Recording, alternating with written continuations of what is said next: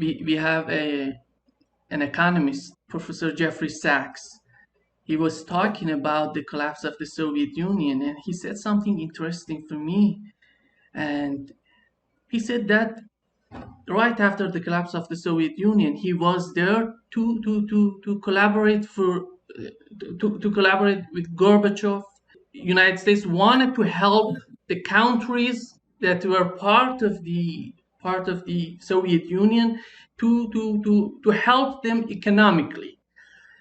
And he said something interesting because he said he was there. He suggested many plans for Poland and Russia, and all of his plans that included financial aid from United States were accepted for Poland, but all of them were rejected for Russia. Why it was like this at that moment? Well, before that, we have to back up just a little bit. Ronald Reagan came into power as the American president on a very strong anti-communist, anti-Soviet Union platform. In fact, he called the Soviet Union the evil empire. And he used this platform to justify the rebuilding of the American military, both in terms of conventional power in Europe, but also our strategic nuclear capabilities, and indeed our intermediate range nuclear force, the Pershing II missile, the ground launched cruise missile, et cetera, came into being under Reagan.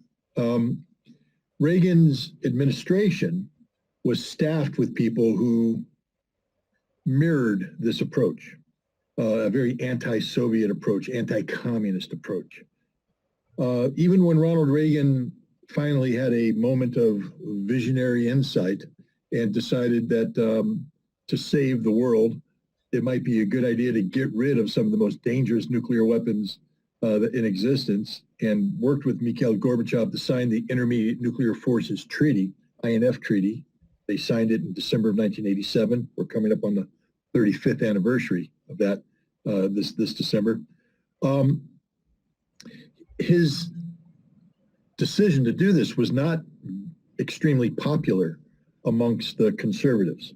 I can say without a shadow of doubt that George Herbert Walker Bush, his vice president, was not happy about this. And many of the people that advised George Herbert Walker Bush were not happy about this. The reason why I bring that up is the implementation of the INF Treaty began in July of 1988. 1 month prior, in June, Ronald Reagan visited Moscow, and he met with some Soviet students at Moscow State University. And he was asked the question, do you still view us as the evil empire? And he said, no, that's the past. I view you as friends. We can be friends. And that's what we should be working for. That's a visionary statement. But it was made by a leader who would be out of office in 6 months. We had elections coming in November of 1988. The same month that Reagan visited Moscow, Mikhail Gorbachev convened the 19th All-Party Union Conference. I know that's an eye-rolling Soviet-era type statement, but it was very important. All-Party Union conferences were very rare. The last one that had been convened had been done in 1941, June 1941, right before the German invasion of the Soviet Union. The purpose of this conference was to initiate a new revolution, a revolution that replaced communist authority with a new Soviet democracy. He talked, it initiated a process that ultimately resulted in elections for the first time in Soviet history, elections that were held in March of 1989 for this People's Congress. They were electing, people's deputies. And then the Congress would elect a Supreme Soviet, would be like a Senate, and then president would be appointed. The president turned out to be Gorbachev. And the reason why I bring this up is that Gorbachev initiated this revolution, but he desperately needed a Ronald Reagan type leader who would be his friend, who would work with him, who would help the Soviet Union transition through a very difficult time. But what he got was a Cold Warrior named George Herbert Walker Bush, who had surrounded himself with Cold Warrior-like people, James Baker, Dick Cheney, Paul Wolfowitz, people of this nature, who were not thrilled about helping the Soviet Union. They didn't know what was going on. They were unsure. Was Gorbachev serious about these changes, or was this just another ploy by the Soviets to get the United States to bail them out? So while Gorbachev was begging for continued disarmament, which would free him from the defense industry and the need to continue to produce all of these strategic missiles, if he and the United States could agree on reductions, then he could start the business of converting defense industry. And then he could attract investors who would help underwrite this. But George Herbert Walker Bush didn't give him an arms control treaty until late in the game, July 1991. That's when they signed, actually the last day in July 1991. A little more than 2 weeks later, there was a coup that threw Gorbachev out. There was no economic investment, which meant Gorbachev was left trying to restructure a economic system that could not be restructured. When in 1989, December 89, they transitioned from the old state budgetary methodologies to gosrashot, self-financing. There was no business. Factories like the Vodkinsk machine building plant where I was working suddenly went from having state money to pay the salaries of their employees to having no money. And no money meant no money not just for the salaries, but for everything. Because Vodkinsk was a factory town. The schools were paid by the factory. The stores were stocked by the factory. The roads were maintained by the factory. The housing was maintained. Everything was done by the factory. Now the factories broke. And that was the whole country. The whole country was broke. Gorbachev desperately needed Western investment. And Bush didn't allow the investment to come because he didn't trust them. So when the Soviet Union collapsed, who stepped in? Boris Yeltsin. Yeltsin had a checkered relationship with the United States. He tried to push his way through and become more important than he was. When he became the president of the Russian Federation, he wanted to get the United States to believe that he was more important than Gorbachev. He had a drinking problem. There were people who were unhappy with that aspect of it. He was an unknown quantity. Many people believed that he was not going to be an effective leader and that he would be pushed aside and the communists would come back. The military would assert its people. There was no trust in Yeltsin. So even when Gorbachev fell, these Cold Warriors surrounding George Herbert Walker Bush continued to be very skeptical about Russia. And many of them believed rather than helping Russia rebuild, that it was in our best interest to keep Russia down. And these people won out. So no, there would be no investments into Russia. What we were going to do is exploit Russia. We were going to facilitate the economic pillaging of Russia, where we took Russia's resources out, but we didn't allow Russia to grow up, where we empowered the oligarchs to rob Russia blind. See, it was easier to deal with the oligarchs because we understand greedy capitalism. It's one thing to give money to a government you don't understand, Boris Yeltsin and whatever this new Russian government was, to fund a nation we didn't understand. Because, even during Soviet times, the idea of how Russia functioned still escaped many analysts who were supposed to be experts on Russia. We didn't understand it, so we weren't willing to give money to it because we had no idea how that money was going to be spent. And as I said, maybe it was a trick to bring communists back, to empower the military. So we made a decision, deliberate decision, to keep Russia down, and we reflect that. Remember when James Baker gave his promise to Mikhail Gorbachev, not 1 inch eastward about NATO, not 1 inch eastward, a promise. He came back and he told the National Security Council, they gave that promise. They said, not so fast. We actually want to expand NATO because we want to keep Russia down. We want to control Russia. We want to contain Russia.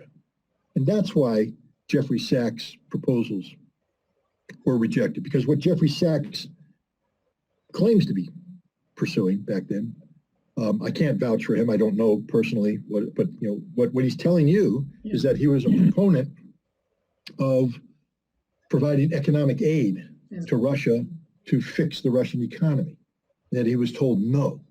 And I'm telling you that if that is true, what he's saying there is true, the reason why he was told no is because it was not U.S. policy to fix the Russian economy. It was U.S. policy to destroy Russia. And that's what we were trying to do from day one of the new Russian Federation. We didn't want them to get stronger. We wanted them to get weaker. And we see that Putin himself described that Yeltsin was insisting him to be a candidate to become a president for Russia.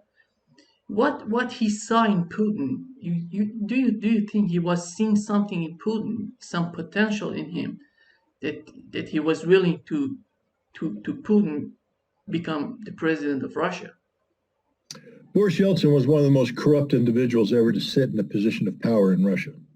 He was corrupt to the bone. He was a drunk. He was a thief. He took bribes. He allowed bribes. He basically oversaw a system of government that was about schemes and planning and plotting to make money quickly. Robber capitalism of the utmost degree. And when you surround yourself with people like that, who can you rely on? I mean, I think at some point in time, even Boris Yeltsin realized this is broken. This is badly broken. Russia's in deep trouble. But who does he turn to? The people who have been stealing Russia blind for the past 7 years? Does he turn to the thief and say, secure the bank? No. There was one man in that group who was incorruptible. One man with a reputation of integrity.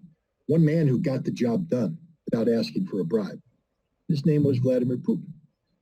And, I'm not here pretending that Vladimir Putin's God's gift to the world. I don't know him. I have read a lot of allegations that have been leveled against him, calling him corrupt, et cetera. But every time you pursue that, you don't find any evidence. In fact, you find the exact opposite. People who have met him during this time period talk about how honest he was, how hardworking he was, how sincere he was. Again, I'm not saying he's perfect. Nobody is. But when you're surrounded in a sea of corruption, this man, Vladimir Putin, who otherwise might have been seen as mediocre or, nothing remarkable about him. But when you're surrounded with corruption, suddenly he shines like a beacon. And Yeltsin turned to him, not only to save Yeltsin, because remember, Yeltsin knew that if he resigned the presidency, he would probably be arrested and charged with serious crimes because he was corrupt and his family was corrupt. So that he made a deal. I will make you president, but you don't arrest me. And according to the lore, Putin turned it down and said, I'm not ready for this. This is not what I should be. I shouldn't be president. And Yeltsin came back to him and said, no, this is what I want. And Putin said, okay. And Putin kept his word. Yeltsin wasn't arrested. Yeltsin wasn't prosecuted, but the system of corruption came to an end. Now, you can't end corruption instantly. When the entire system is corrupt and you step in, you can't just turn around and fire everybody? What you can do is lead by example to begin to appoint honest people. Now, everybody talks about the Silovki, the men of power that Putin put around him. Well, who is Putin supposed to turn to in the early days? Russian businessmen? Michael Khodorkovsky? one of the most corrupt individuals ever, a man who robbed pensioners blind to get control of Lukos. I could go on and on and on. Every single one of these, oligarchs, thieves, murderous thieves in some ways. So Putin turned to people he trusted. Who did he trust? Well, I have to tell you that if I ever was put in a situation like that, I'd rely on people I met in my career who were honest, who had integrity, who I could personally vouch for. Many of them would be military officers who I met in my military career. Putin brought in intelligence officers, brought in people that he knew from his intelligence past, because he had to bring in people he could trust. And he did so. Is this perfect? No. Is it ideal? No. Is it reality? Yes. And then he worked hard to try and bring down corruption. I mean, I've got Khodorkovsky's book here someplace, but Khodorkovsky complains that Putin ran him out of Russia. Putin told him to stay the hell out of politics. He said, don't get involved in politics. And Khodorkovsky, of course, said, who are you to tell me what I can do? This is democracy. Well, it ain't democracy, Khodorkovsky. Nobody elected you. You stole all your money. You robbed people to gain control of Lukos. You're not an honest businessman. You're a corrupt oligarch, and you have no role to play in politics. Had you not stolen this money, no one would know your name. So stop pretending that you're some power broker. But he was under Yeltsin. See, under Yeltsin, he could take that money and leverage it. He could buy people.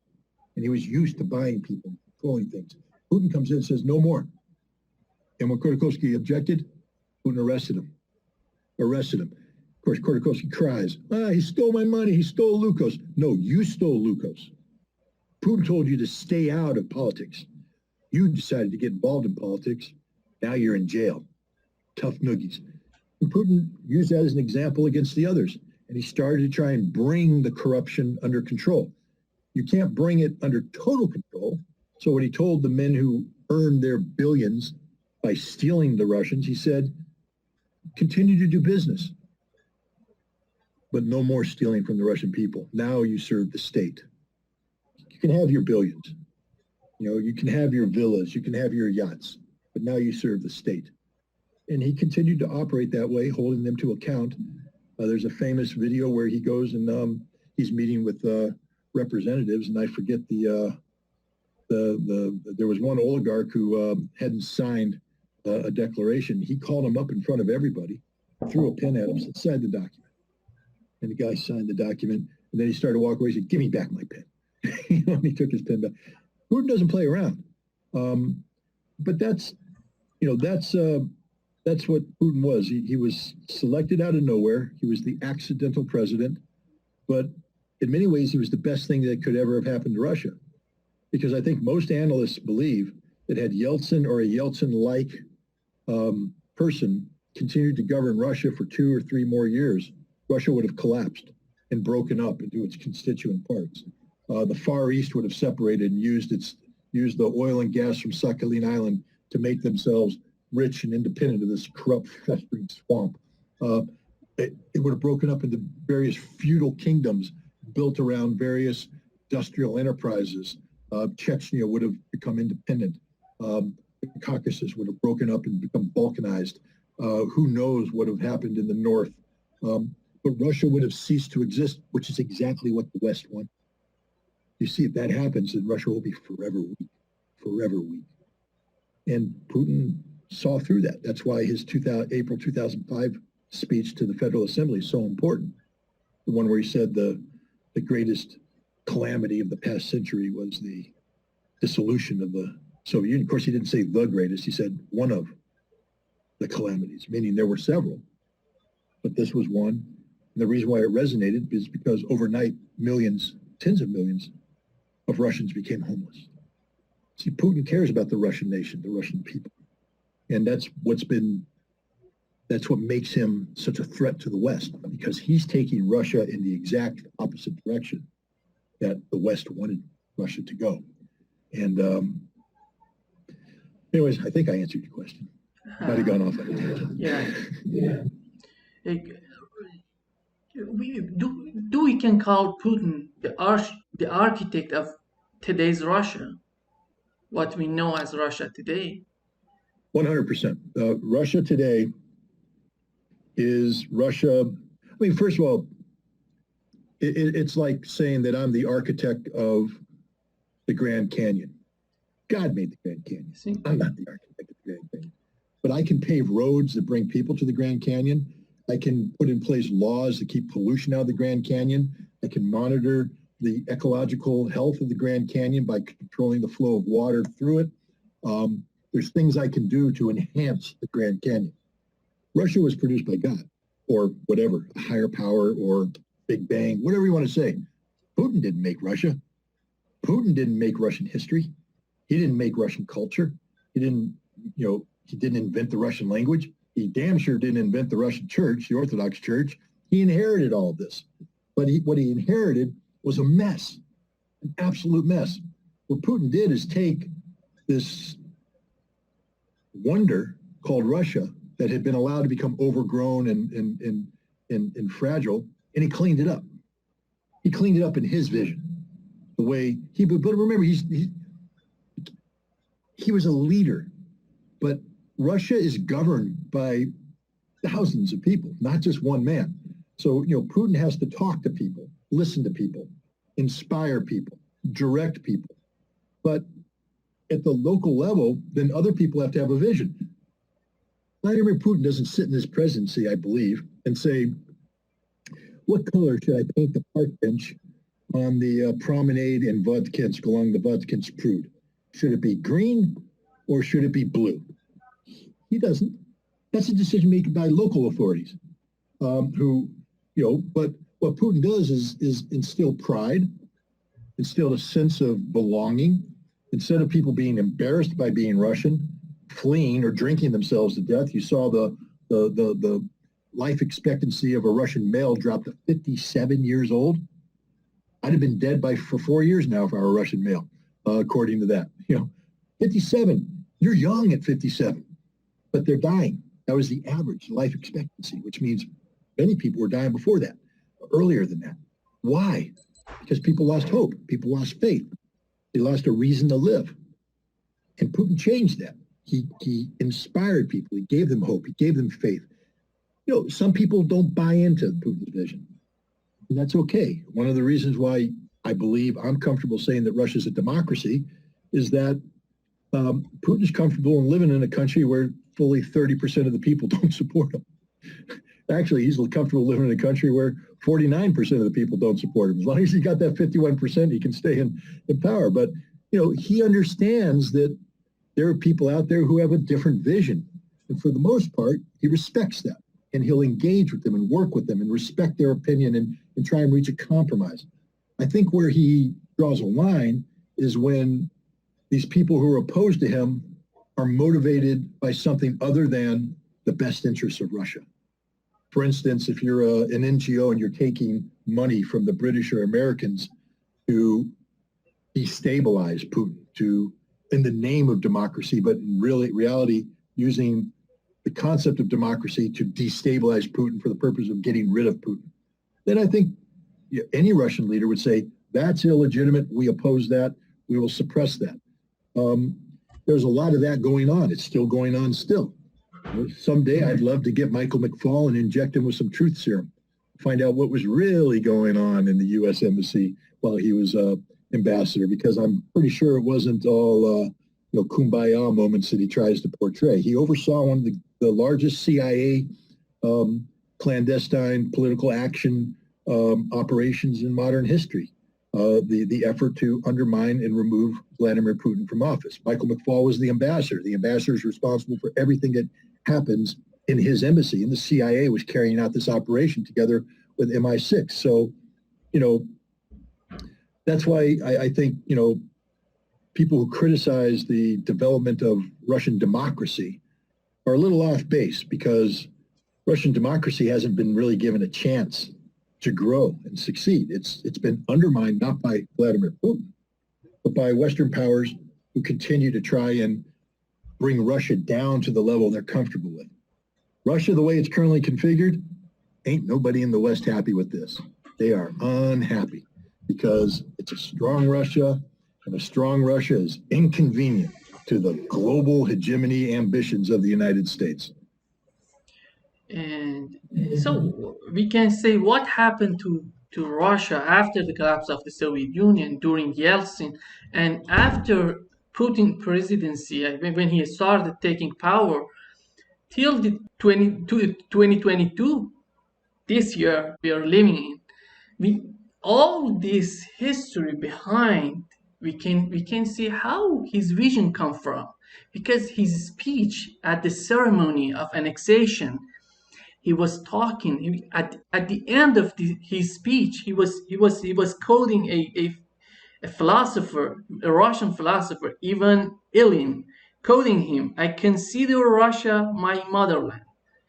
That means I love as a Russian, contemplate, think, sing, speak as a Russian. Its destiny is my destiny, its suffering my grief, its prosperity is my joy." It, it's all about nationalism. It's all about nationalism. Mm-hmm. In each and every word of this text comes nationalism, nationalism, nationalism. So why he reached this conclusion in Well, 2022? I think we can safely say that when Putin came into power in 1999, I don't believe he held extreme nationalist points of view. I think he was a proud Russian leader, but I think he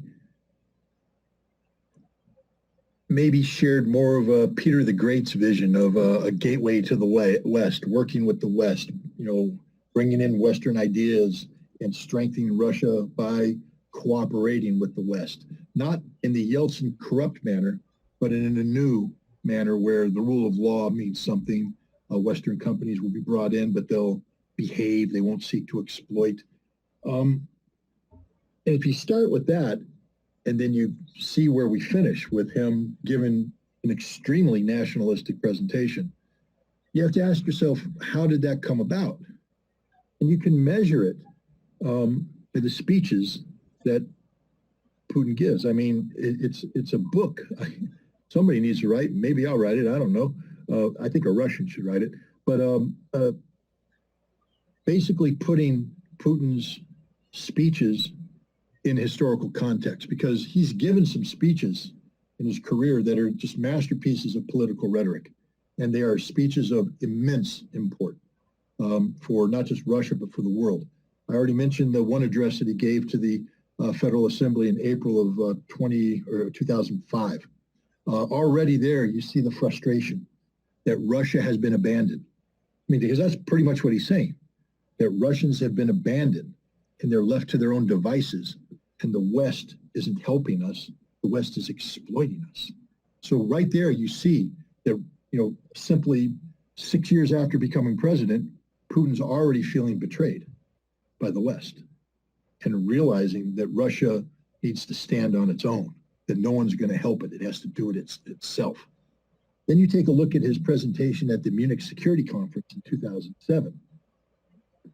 That's a fundamental divorce from the West. Up until that time, the West had been laboring under the pretense that Russia, that Putin would fold eventually, get soft, become more Yeltsin-like, wouldn't be able to stand up to the West in a concerted fashion. The Munich Security Conference presentation was the exact opposite. It was Russia calling out the West for what they were. These warmongers, these people who violated international law, who did whatever they want to do. Do you not know what you have done? What he said about Iraq. And there you see him setting Russia apart, like a divorce. And then, then we take a look at the period of the reset. Because Putin had to step aside and swap out with Dmitry Medvedev in 2008, I believe, because he only could get 2 terms as president consecutive by the Constitution. And from 2008 until 2012, we see the United States trying to isolate Putin, remove Putin, eliminate Putin, not physically, but politically, by this policy of a Russian reset. basically bribing Dmitry Medvedev with massive amounts of American assistance, and we'll do everything we can to help you as long as you keep that man, Vladimir Putin, out of office. We want him gone. I mean, so much so that, Joe Biden flew to Moscow in March of 2011 and gave a presentation to the opposition where he said, it's bad for Russia if Putin decides to run again for president, it's bad for Putin and bad for Russia. Imagine a Russian politician flying to the United States giving that speech. If Joe Biden decides to run for re-election, it'll be bad for Joe Biden and bad for America. Everybody said, what the hell are you doing? You're threatening us? Well, Putin ran for re-election and he won. And in 2012, basically the United States began a concerted effort to undermine him. It led to 2014 Maidan, the decision to try and take Ukraine away, sanctioning, isolation, etc. So when you have all this, Newton's, I think, third law, for every action, there's an equal and opposite reaction. It has a corollary in just about everything. Human emotions, politics. If I'm mean to you, you're going to be mean to me. If I'm nice to you, you should be nice to me. I mean, it's that way. Putin is in an environment where the United States and Europe has basically declared war on him, unofficially. They want him removed from power. They're doing whatever they can to weaken and isolate and harm Russia. There's no more pretense about helping Russia. It's all about isolating Russia. NATO is building up against Russia. Poland and the Baltics are speaking out against Russia. Everything Russia does is bad and opposed. So what is Putin supposed to do? What does he fall back on? He falls back on Russia, on Mother Russia, on Russian nationalism. And the ultimate manifestation of this was his decision in February 24th to carry out the special military operation. The special military operation resulted in 4 new provinces being absorbed by Russia. Mother Russia grew, and Putin gave a speech worthy of that moment. Now, if you're a Russian, you should have pride. If you're in the West, maybe you're angry by it, but it doesn't matter because Putin wasn't speaking to the West. He wasn't talking to the West. He was talking to the Russian people. And I believe, just like their president, many Russians are becoming nationalistic. Russians are growing up to understanding and have pride in their country. There was a time where Russians had a sort of a stigma, where like an inherent inferiority complex, where they were proud to be Russian, but, Europe and America, they sure have nice stuff. Now the Americans, yeah, they're pretty smart. They're pretty powerful. The Europeans, they're wealthy and all that. And so the Russians always had this little inferiority complex. And I think Russians now are waking up saying, the hell with them. We got Russia. I mean, for everything you got there, we got it. Moscow, from all what I hear, is a wonderful city. Modern. St. Petersburg, you can't beat it for the culture. You can pick any Russian city today, and it's a city that is modern. People have a relatively high standard of living. The infrastructure in Russia is getting better. There's not one metric that you can apply that shows that Russia today is worse off than it was when Vladimir Putin took office. In the United States, we have a saying that, are you better off today than you were 4 years ago? And we always say that about a president, or, why would we vote for this guy? Are we better off today than we were 4 years ago? And if the answer is no, then we need to get somebody new in. Here's a question to any Russian. Are you better off today than you were in 1999?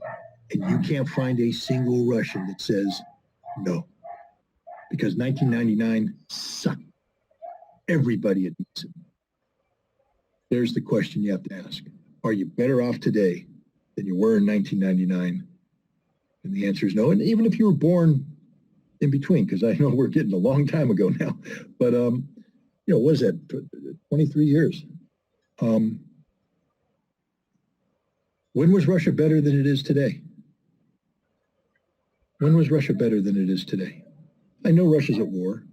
I know the sanctions have hit, but Russians need to ask themselves, from what I've seen, Russians go on vacation. What starving nation goes on vacation? What people of a nation that is incapable of supporting itself go on vacations? The Russians go on vacations. They enjoy life.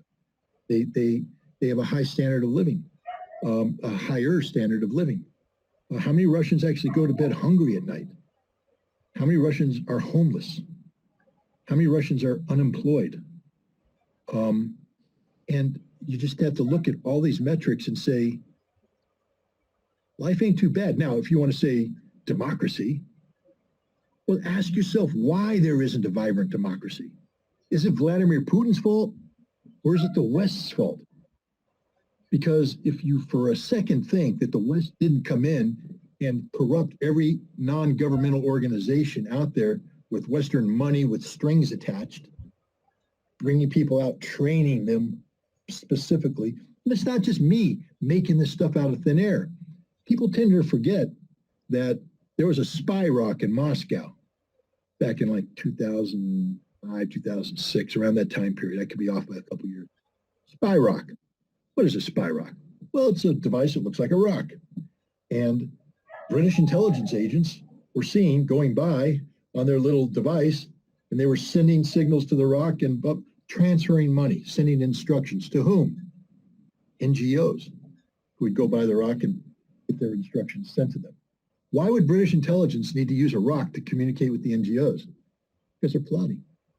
Guess who got control of the rock and all the contents of the rock? The Russians. They know everything. They know the truth about the corruption of the NGOs. They know about the money. They know about the instructions. Now, in a true dictatorship, these people would have been arrested, put up against the wall, and shot. All Russia did is shut down the NGOs. They arrested some people, charged them with embezzlement and corruption. Nobody was hung. Nobody was shot. I can't say that, we wouldn't have hung or shot people here in the United States, but if we had caught somebody receiving instruction from the Russian intelligence service about undermining the Democratic Party or Republican Party, they'd be in jail for a very long time. Actually, we saw what happened to Trump. He did nothing, but he was 4 years struggling with mainstream media for what he had. He didn't do. He didn't do. He has done nothing, but we saw it from outside what was happening to Trump. He had the audacity to say, why can't we be friends with Russia? You're not allowed to say that. To have the president of the United States say, why can't we be friends with Russia? Ronald Reagan got away with it because he was Ronald Reagan. Donald Trump wasn't Ronald Reagan. Donald Trump didn't have the support of the Republican Party. Ronald Reagan didn't have the support of Congress. The deep state is more deeply entrenched today than it was under Ronald Reagan. So when Donald Trump said, why can't we be friends with Russia? What did the Democrats do? Invent a dossier, invent a hacking story, invent a Russia spying story. And that haunted Donald Trump for 4 years. Even to this day, when everybody knows the truth, we know who Christopher Steele was. We know, Robbie Mook made up the hack. We know CrowdStrike is a corrupt, organization that worked with the FBI to fabricate evidence of a hack. We know that Brennan, the CIA director, deliberately released information that he knew to be false to the president to shape a narrative that Donald Trump was under the control of the Russians. Trump wasn't under the control of the Russians. I'm not going to sit here and sing Donald Trump's praises. He's an adult. He has to be held accountable for his actions. Some of his actions are abhorrent. Some of his actions are commendable. I think that he deserved at least consideration for the Nobel Peace Prize for his efforts to denuclearize North Korea. I mean, look where we are today with Joe Biden's leadership. North Korea has announced a formal nuclear program with formal nuclear doctrine with ICBMs that threaten American cities. Really? When we could have gotten rid of them? When Donald Trump actually was ready to cut a deal to get rid of them? But because we're not allowed to negotiate with Kim Jong-un, because this was going to be disruptive of our treaty relationship with South Korea and Japan, which we need to contain China. We can't solve the problem in North Korea because that doesn't allow us then to focus on containing China. No, he was undermined, sabotaged by his own Secretary of State, Mike Pompeo, and his National Security Advisor, John Bolton, stabbed him in the back. Same thing with Russia. He was never allowed to get a Russian policy implemented that would lead us down the road of friendship. He made lots of phone calls with Putin, and he had his people he trusted reach out. But as a government, as a country, he was not allowed to do that. He was attacked every time. And yeah, you're right. Look what happened to him. So here we are today, and anybody who dares speak out about the potential of friendship between the United States and Russia, is criticized, called a information terrorist or a Russian propagandist or worse. It's a bad situation. Yeah, it's what's behind this dirty bomb that is coming out. Because before that we had this nuclear tactical nuclear weapons and was spinning around, and here comes dirty bomb. Shoigu calls Lloyd Austin, calls Wallace, calls all the minister of defenses of NATO. He wanted to warn them. What's behind this guy? Well, what was behind the tactical nuclear weapon? Zelensky. Zelensky got panicked. Zelensky gave a speech, and he demanded that NATO launch a preemptive strike against Russia so that Russia wouldn't use a tactical nuclear weapon against Kiev. Russia doesn't want to use a tactical nuclear weapon against Kiev. Russia doesn't have a doctrine that allows this. Russia's never threatened to use a tactical nuclear weapon against Ukraine. But Zelensky was panicked by the partial mobilization and, of course, the annexation or absorption of these four former Ukrainian territories. So he created this false notion that Russia was getting ready to nuke Ukraine. So everybody was talking and running about that and all that. And Russia just stayed the course. And soon it became obvious that Russia wasn't, first of all, Russia wasn't losing. I mean, one of the premises of Russia using a nuclear weapon is that Russia's losing. And Zelensky tried to say, oh, this mobilization is proof that Russia's losing. The annexation of these territories is proof that Russia's losing. I think it's actually proof that Russia's getting ready to win. And that's what's happening now, because the Ukrainians are looking at the situation and realizing that Russia has consolidated its defenses. It's reinforcing. Meanwhile, Ukraine is burning up their reserves. They got nothing left. And the West is telling them, we don't have the money. We don't have the weapons. We can't do this for much longer. And Zelensky realizes, man, if I don't change something, I don't come up with a radical change, we're in trouble. So they cocked up this story about, Russia's going to, use a nuclear weapon or do a false flag in Nikolaev. They're blaming Russia, but it's Ukraine that's doing this. Now, what's the evidence? I don't know. What I do know is this.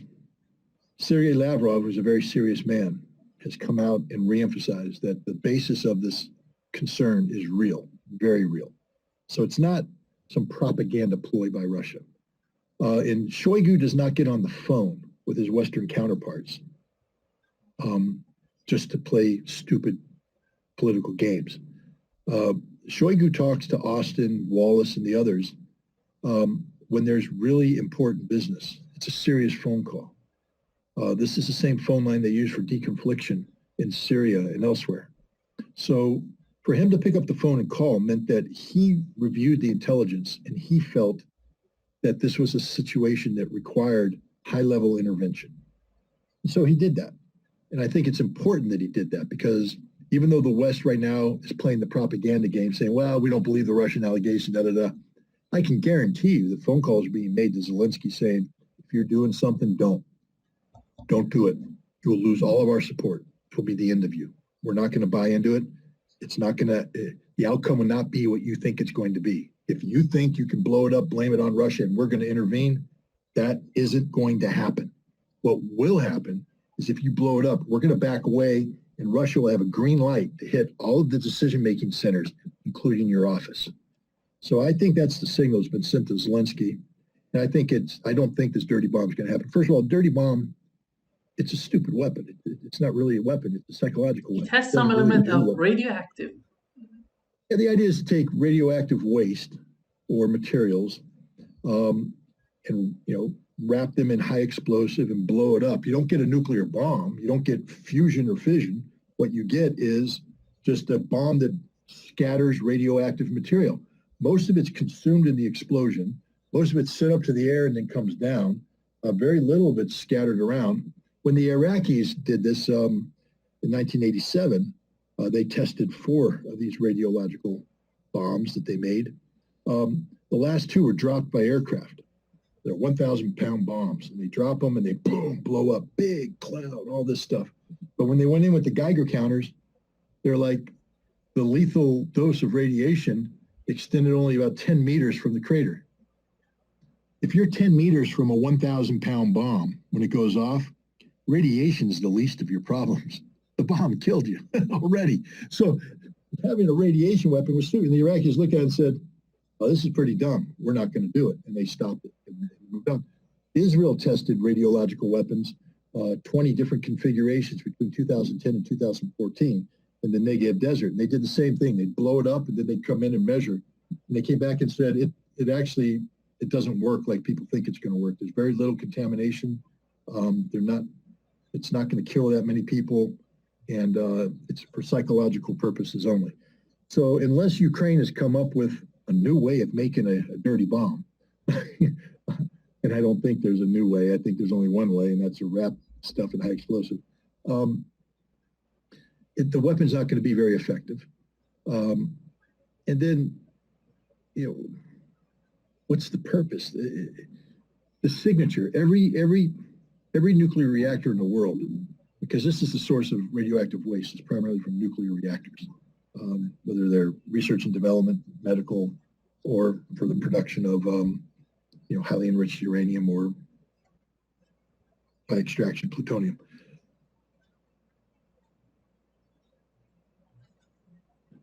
And it could be, you could build another one over here, and then they operate.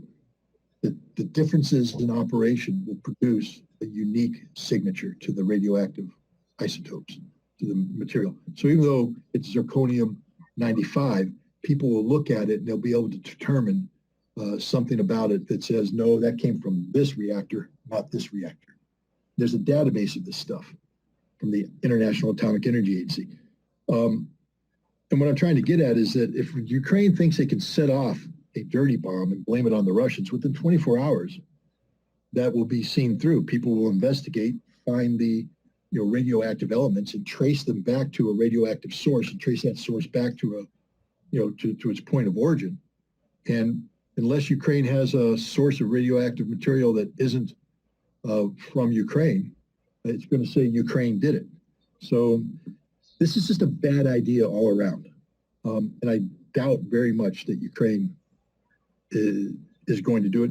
To be honest, I think what happened is you have some brainstorming taking place in the Ukrainian presidential palace where they're desperate. What can we do? What can we do? How do we get the West to come in? And I think, like any brainstorm, try it sometime. Get your 10 friends around a table and come up with a crazy idea. How are we going to climb Mount Everest? And let everybody come up with an idea. How are we going to raise money to climb Mount Everest? And you're going to come up with 10 ideas. Some will be, you'll be like, okay, we could do that. Some are going to be like, that's crazy. That's insane. So now you have Zelensky saying, how are we going to get the West to intervene to save us? Because right now we're losing. We're going to lose. There's no way we win this thing. It's over. How do we get the West to come in? And you might have some guy that says, the West has to give us money or else we'll threaten a human wave of refugees. That's what somebody in the foreign ministry did, threaten the human wave of refugees. That's one thing. But there might be somebody who said, what if we did a false flag and we built a dirty bomb and we blamed it on the Russians? And somebody might ask the question, how would we build a dirty bomb? Oh, well, we have this factory and this factory and this factory, and I've made some phone calls, and these guys would be willing to do this. So now you made some phone calls, people are talking, intelligence services are listening, maybe they got a piece of the paper, and the Russians are looking at it going, holy cow. In the president's office, they're talking about producing a radioactive, a dirty bomb, use in a red flag scenario. And we can back it up because we've intercepted these phone calls where they're talking about it. So that corroborates this. We have to take this seriously. And they do have to take it seriously. But the reality is, I can't imagine even Zelensky in his craziest moment would never approve something like it because it's suicide. Zelensky knows that if he did that, he's a dead man. The Russians will kill him and kill everybody around that table, and they'll start hitting the decision-making centers that so far they haven't hit. So I personally believe that while the Russian intentions are good and that they felt they had to act on the intelligence, I think at the end of the day, when everything's said and done, and we know everything about the intelligence, it'll be sort of what I just said. I don't believe Zelensky said, go, run with that. We're going to do that. I don't think that order was given because that's just insanity. Because that means that he has to believe that the Ukrainians are going to build a radioactive weapon that works, that if used won't point a finger back at him. And then he has to have a reason to believe that the West would intervene. The West isn't going to intervene. What part of NATO and the United States are not going to put troops on the ground in Ukraine? Does he not understand? So I think this is... Is he trying to involve United States or other NATO countries to... We would never get involved in that. Because we're not going to do a dirty bomb. It's getting so dangerous. If we do a dirty bomb, we just made it legal to do a dirty bomb against us. Our policy on this kind of stuff is absolute. It's a weapon of mass destruction. We've arrested and prosecuted people for even just talking about producing a dirty bomb. So the United States loses all sorts of credibility forever if we encouraged Ukraine to build a dirty bomb and if we collaborated with them. That's the end of our credibility. And I know there's people out there that think the United States is the personification of evil, the worst country in the world, et cetera. We're not that bad. We're not that bad. We still have a modicum of moral fiber, and there are red lines. And collaborating with a regime like the Zelensky regime to do a false flag dirty bomb is a red line I don't believe any American leader would cross. Do we have people in government who could conceive of it and come up with the idea? Yeah. But when it comes up to the final decision-making authority, there's even for someone like Joe Biden, who I don't have any use for, when you take that oath of office as the President of the United States, it's a huge responsibility, not only in terms of going forward, but protecting what has transpired. We have monuments in Washington, D.C. that mean something. We have the Jefferson Memorial. Go read the words on the Jefferson Memorial. We have the Lincoln Memorial. Read the words on the Lincoln Memorial. Go to the Washington Memorial and understand who that was, the father of our nation. Go to the National Archives and read the Declaration of Independence, read the Constitution, the original documents. We stand for something. We may not be perfectly implementing it here at home or abroad. We may have made a whole bunch of mistakes, but when you're the President of the United States, that history is your history. And you, for God's sake, aren't going to do anything that permanently mars us. I mean, yes, we'll invade Iraq in total violation of international law. But even though for millions of Iraqis that was the crime of the century, for the American people, it wasn't. But the United States getting involved in putting a dirty bomb in Ukraine against Russia, that is a superpower. Well, against anybody, it's not a matter of who you're using it against. It's what you're doing, the nefarious activities. Exactly. No, it's a horror. No, I just don't think. Maybe I'm naive. I could be naive, but I'm just telling you that I have faith, enough faith in the people that are in higher office, that while they can do many things that I disagree with, and they can do many things that are violation of international law, this is one red line they won't cross. Because this guy Shoigu, he's not talking a lot. It's so silent. It should be something really serious that he was calling it. I think it's very serious. I think the intelligence is very serious, and that's why he had to make the call. He had no choice but to make the call. Not to make the call would be a dereliction of duty. And there are some rumors. I don't know if it's Turkey is concerned about sabotage on Turkish Stream pipeline. He's asking, collaborating with Russia to bring more submarines to. Yeah. Well, Russia has provided Turkey with evidence of attempts to sabotage the pipeline, and we know that Ukraine has been provided with underwater vehicles that could carry out that kind of sabotage. And I don't know the details of the Russian information that they gave to Turkey, but I would imagine it involves Ukraine trying to guide a unmanned underwater vehicle with an explosive warhead to the pipeline and blowing it up, exactly what the United States did to Nord Stream 1 and Nord Stream 2. Russia interdicted it. But it's a long pipeline and needs a lot of protection. And Turkey's now committed to working with Russia to become an energy hub for not just Southern Europe, but all of Europe. This is a game changer for Turkey economically. So Turkey's going to work with Russia to keep its investments. Because Turkey is not in a good shape financially, economically. He needs it. He desperately needs it. Erdogan needs it. Absolutely. Yeah. This would change everything. This would give Turkey it would save the lira. It would save the Turkish economy. It would just be very good for Turkey, which is why people might want to destroy the pipeline. It's also good for Russia.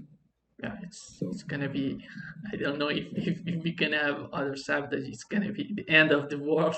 They're not going to sit back and just see it and do nothing. They're going to react. Turkey isn't Sweden. Sweden knows who carried out the attack.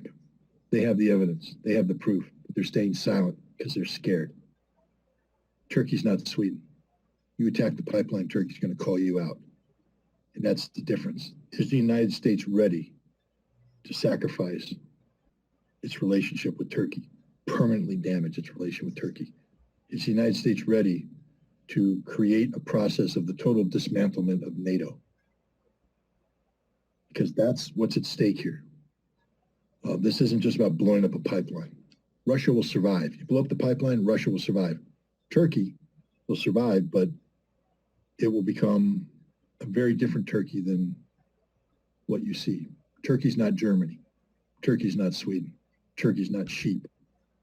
Turks are wolves. And we see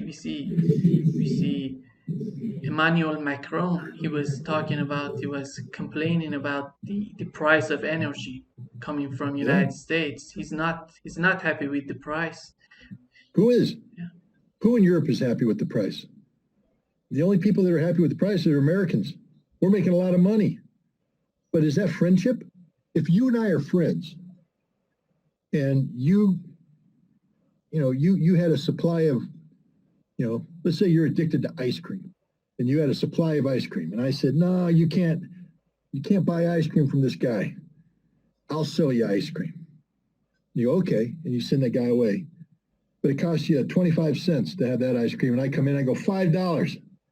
You go, what the hell? I could get ice cream for 25 cents.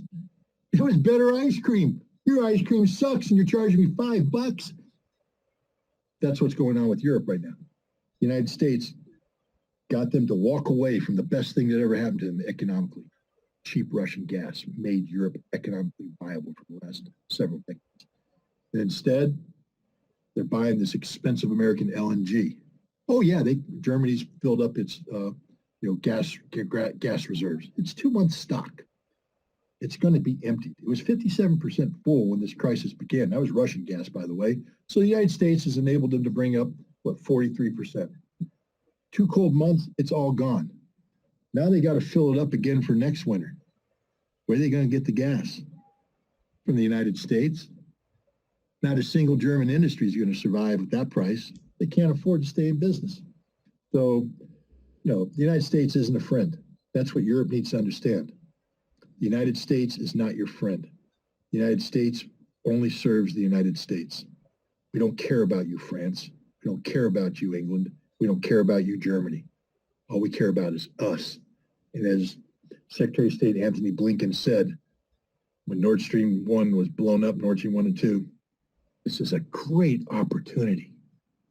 Imagine something horrible happened to you and I'm your friend. I should say, hey, I'm sorry that happened. That's awful. Are you okay? Instead, it's a great opportunity, man. Don't worry about it. It's a great opportunity for me. What kind of friend would do that? America does it because they're not your friend. And we see Prime Minister of Hungary that they talking about he's going to defund Hungary from EU. Yeah. In how do you see the future of NATO, the future of EU?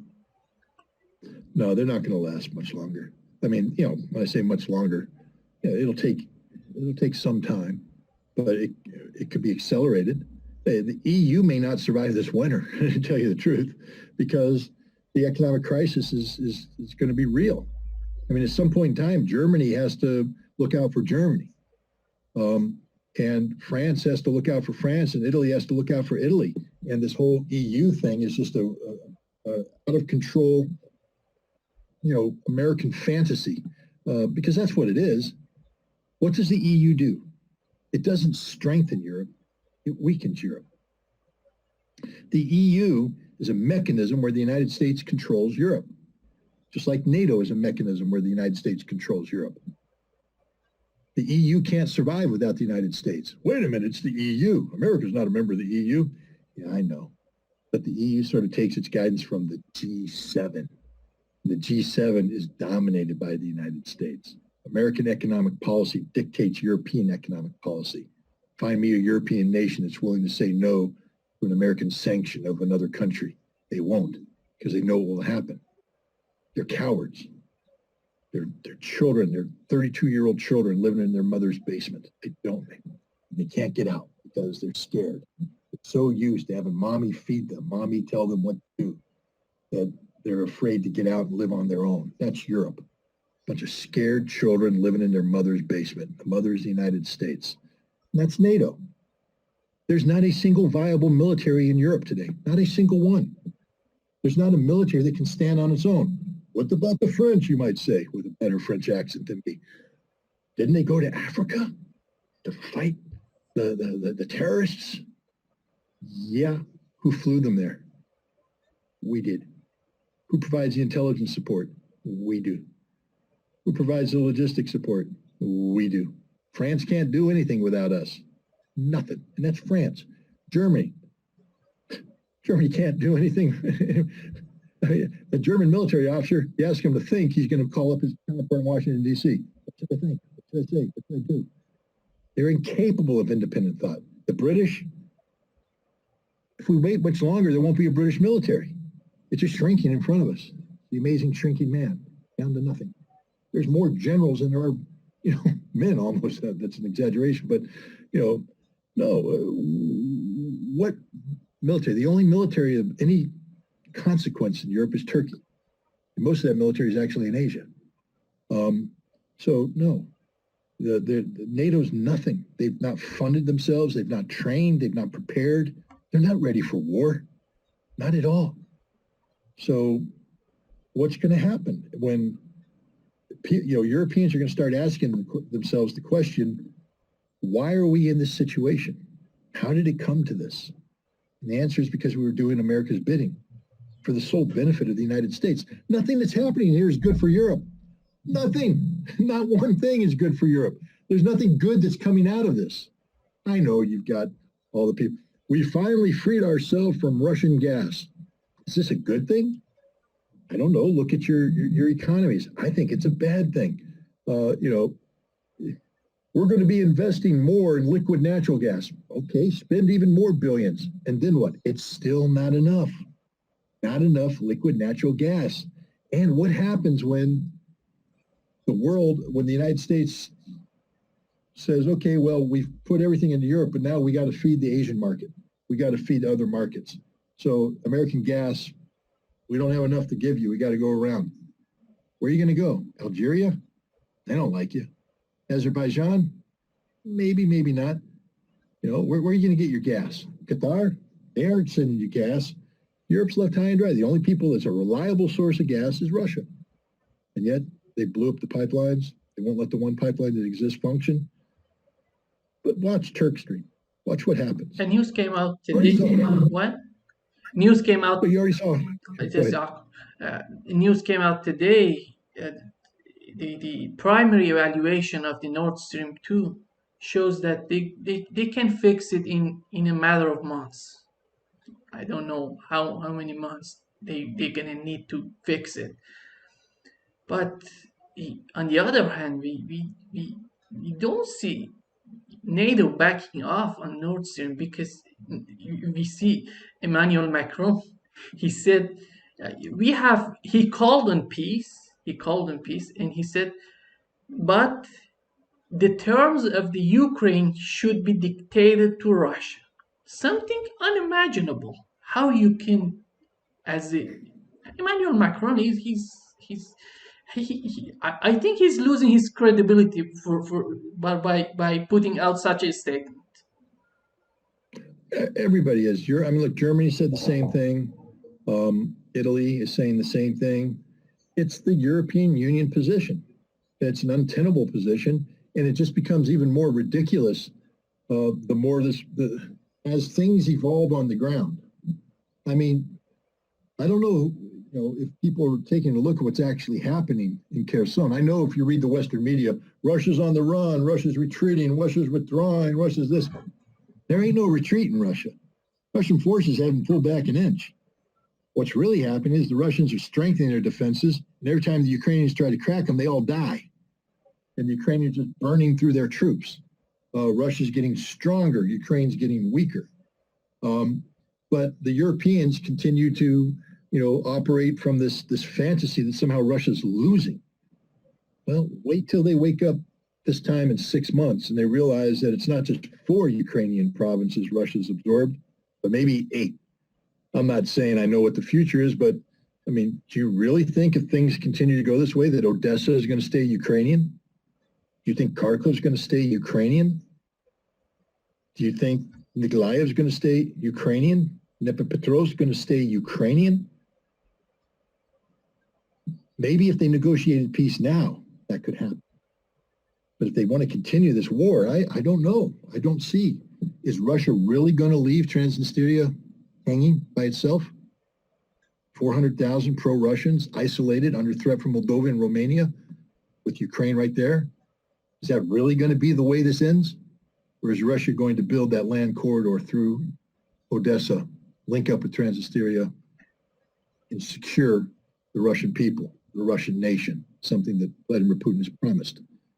Is Russia really going to give Ukraine continued access to the Black Sea after they fired missiles that sank a Russian cruiser? Or are they going to isolate Ukraine? Is Russia really going to give Ukraine the economic potential that comes from being able to carry out international trade and commerce from Port of Odessa? Or is Russia going to turn Ukraine into a pathetic landlocked nation with no major industrial capacity? Zelensky has a lot to think about.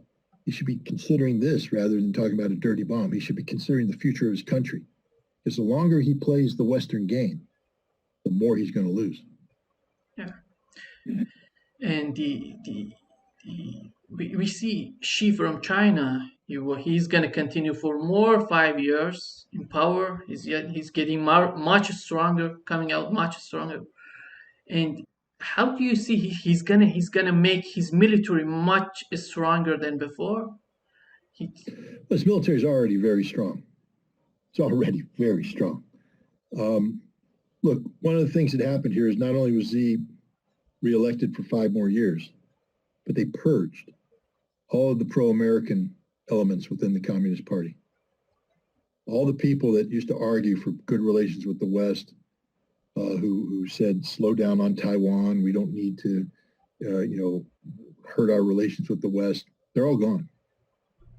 100% support right now for a policy of forceful reunification. And there's a reason why the CIA and the State Department are saying that we used to think it was 2027 was when China was going to make its move. Now they're saying, no, we think it's going to be sooner, maybe this year, maybe next year. It's going to happen within the next 5 years. Xi has announced that. He didn't say we're going to invade Taiwan, but he said we are at the moment of reunification. It's upon us. So, yeah. Yeah, I don't real. see a bright future for anybody in this world because it's getting worse. Because Scott, we are connected. If you want it or don't want it, we are connected. You're living in Brazil, you're living in North America, you're living in Asia, you're living in Russia. We are all connected. We need peace. We need to come to a conclusion, to sanity. But we need people willing to accept that. And unfortunately, rather than calling peacemakers strong people, we call them weak. We tend to call the war fighters, the people who support war, we call them strong. The reality is they're the weak ones. It doesn't take, it's a coward's way out to fight because it becomes a physical thing. It becomes brute strength. The heroes are the ones that take the hard path. Peace, negotiation. Peace is the hardest decision that it's the hardest thing in the world to get. Hardest thing in the world to get. And it takes a better man than most of the people out there to do it, a better woman. It takes a better person. But it takes a person of enormous internal strength. The easiest thing to do is to punch somebody in the face. Easiest thing in the world to do. The hardest thing is to not punch them, sit down and talk to them about why it is they feel the way they feel. And then have the courage to listen to their answer and then do something about it so that there isn't an altercation. That's real courage. That's real strength. But instead, we sit here and we lift weights and then we get all pumped up and you come at me and you say something, bam, I hit you in the face. And there was, oh, he's a tough guy. No, he's a coward. If I punch you in the face, I'm a coward because I didn't have the courage to confront you nonviolently, to ask you your opinion. I didn't have the courage to listen to you. I didn't have the courage to act on what you said. That's where courage comes from. A coward punches people. A coward invades countries. The strongest people sit down and talk. And people say, well, you just called Putin a coward. No. Putin tried to talk. He tried to talk a long time. From 2015 on, even prior to that. Minsk II. This war could have been stopped had they just signed the agreement. The draft treaties of December of last year. Read the things. Talk to Putin. Talk. You don't have to say, yes, we agree to everything Russia said here. Russia wasn't even demanding that. All Russia wanted you to do is read them and respond. Listen, talk. That takes courage. And nobody in the West had the courage to sit down with Vladimir Putin and have that conversation. Because of the rhetoric, all along have all the mainstream media they were Putinizing Russia and demonizing Putin, and you cannot go. It's a circle.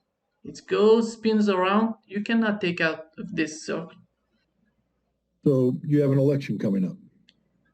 You have two candidates running. Without saying anything about who you support, does either one of them represent all of Brazil? No. Can I ignore you and just deal with them? Yeah. Can I ignore the... It's divided. The country is divided in two parts, basically equal parts. But my point is, Brazil's more than either one of those two men. Exactly. Brazil is more complicated than that. Brazil is a diverse community of people who have different ways, different approaches, different values. And so why would I ever, if someone said, tell me about Brazil, why would I ever define it in terms of Bolsonaro or Lula? Why would I do that?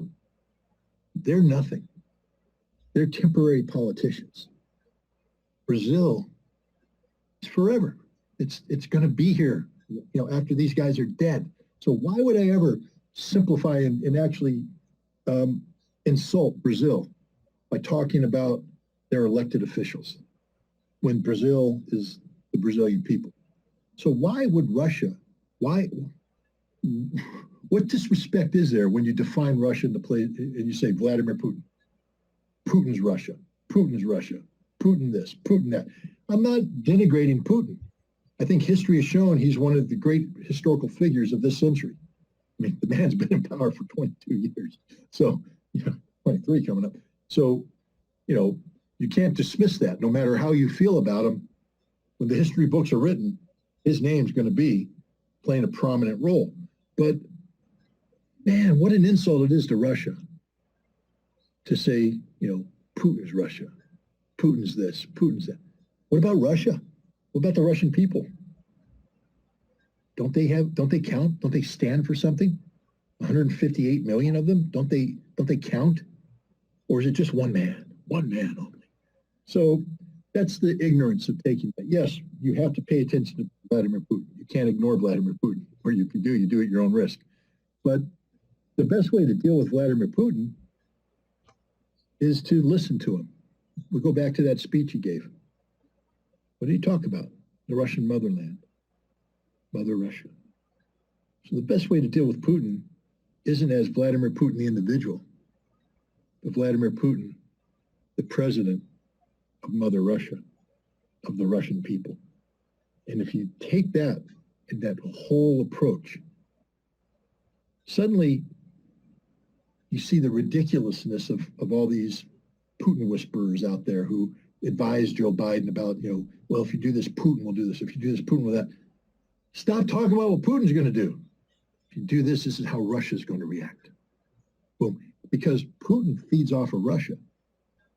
I mean, he's the president of Russia. He obviously cares about Russia. So you should focus on the whole entity of Russia. That's how you get Putin to respond. That would be my approach. He's not corrupted. You can't go in there and hand him a briefcase of money and expect him to do something. That's not how he works. He looks for the best interest of Russia. So talk to him about what's good for Russia. Not what I think is good for Russia. What does he think is good for Russia? Find out. Remember, sit down and talk to people. Have a conversation. Don't be afraid to listen and have the courage to act on what they tell you. Who's doing that with Putin right now? A lot of people are. You know who is? Xi Jinping. He has conversations with Putin. He listens to Putin. There's the Indian, Modi. He listens to Putin.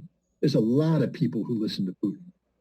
Not in terms of being dictated to by Putin, but having an actual conversation. About what does Russia need? Not what does Putin need. What does Russia need?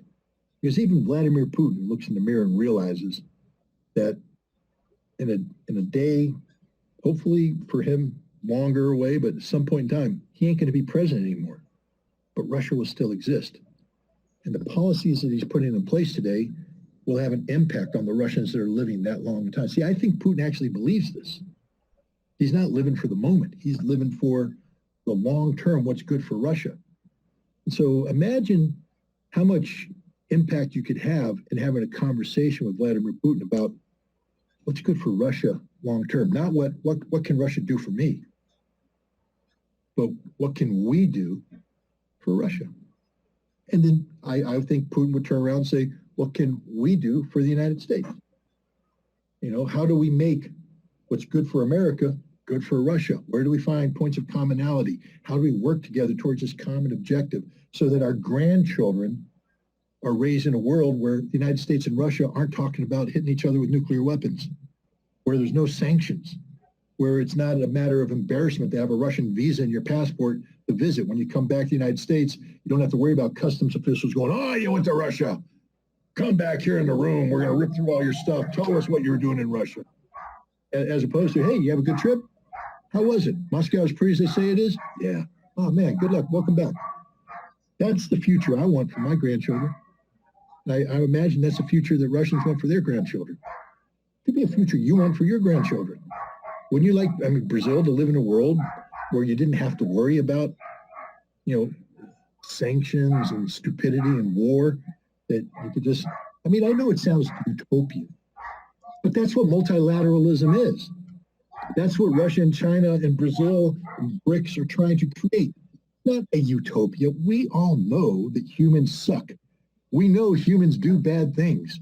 And we're never going to get rid of war. We're never going to get rid of crime. We're never going to get rid of poverty. But we can try to minimize it.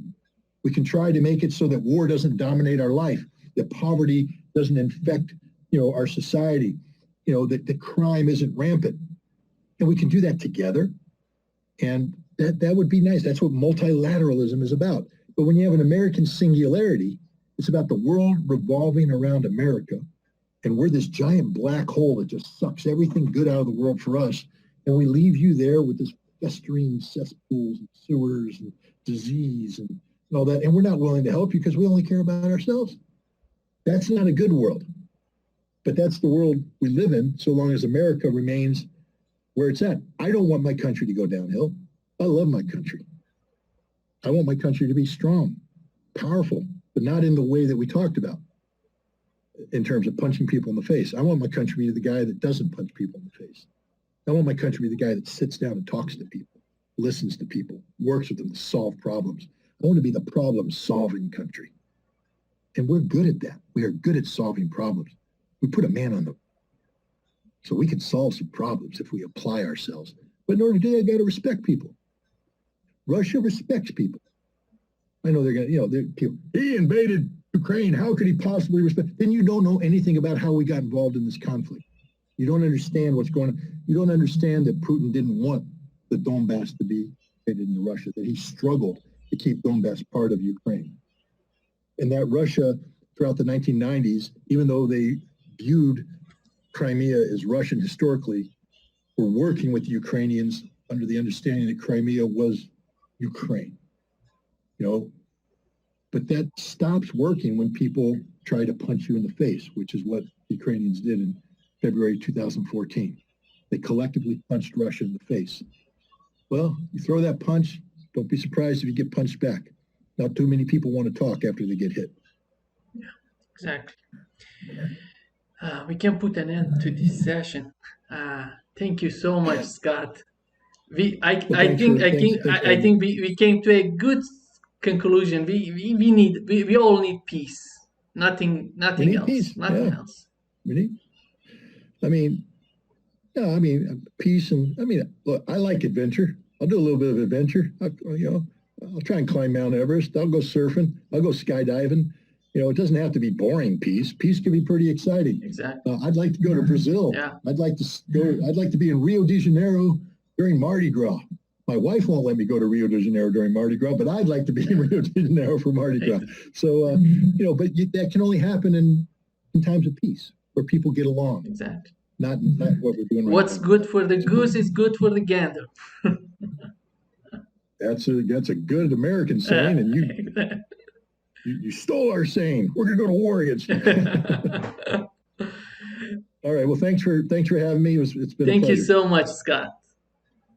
See you around. Have a good day. Bye. Bye. Thanks for watching.